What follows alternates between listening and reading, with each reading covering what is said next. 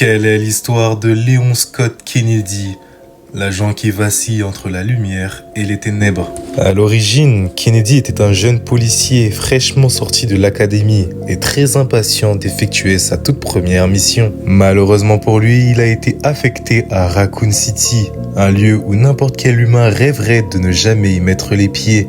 À son arrivée, la ville était déjà en ruine, les rues remplies de cadavres, les morts marchaient. Kennedy venait de découvrir le virus T, la création de la société Umbrella Corporation. Au milieu du chaos, il fit la rencontre de Claire, une femme à la recherche de son frère Chris.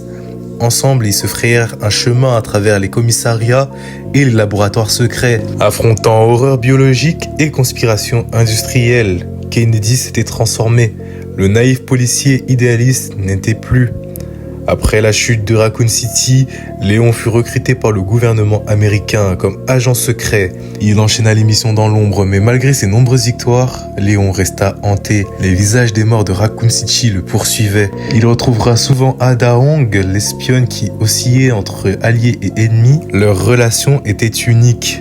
Fait de mensonges et de sauvetage mutuel, symbolique de son dilemme intérieur constant entre devoir et émotion, mission et humanité.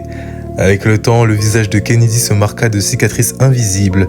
Ses idéaux de jeune policier s'étaient affrités, remplacés par une lucidité froide. Il savait que le mal ne mourrait jamais, qu'il change simplement de forme.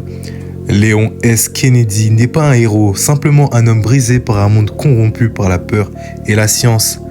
Un soldat de l'ombre qui a vu l'enfer et a choisi de ne jamais y laisser les autres.